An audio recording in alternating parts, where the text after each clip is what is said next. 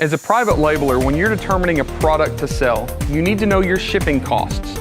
Once you've determined your preliminary shipping costs, this helps you determine what your overall cost is going to be, what all of your profit margin should be, help you make that decision.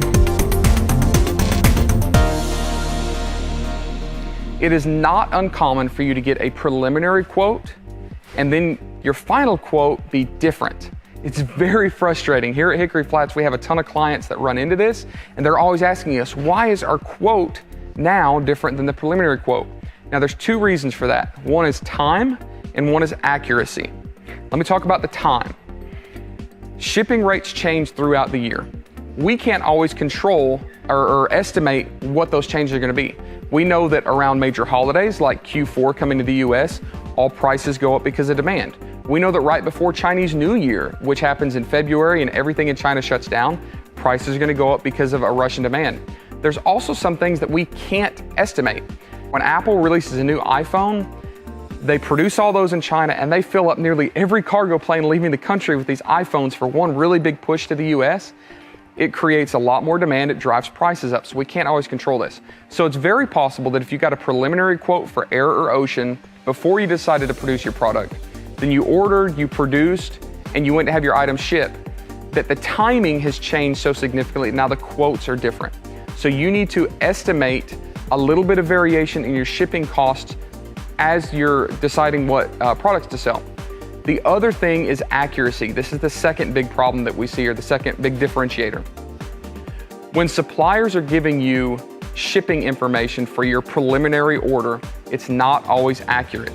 A lot of times they will assume box dimensions and they'll assume weight. They don't always know what it's going to be. Especially if we customize products, we don't know exactly how many items we can fit in exactly what size carton. We don't know exactly how much those overall cartons are going to weigh. So we're guessing. What happens a lot, or we see a lot, is suppliers will give a preliminary piece of information. You as a private labeler will determine whether or not you're going to purchase this item based on this preliminary quote. But then when we actually go to ship the item for you, we find out it's larger, or it's heavier, or it could be lighter or smaller. So preliminary quotes are not always exactly the same as those overall quotes because the information has changed, because there's not a large enough degree of accuracy in the preliminary quote to know exactly what the weight, dimensions, and timing is going to be once you actually go to ship that quote. So don't be frustrated.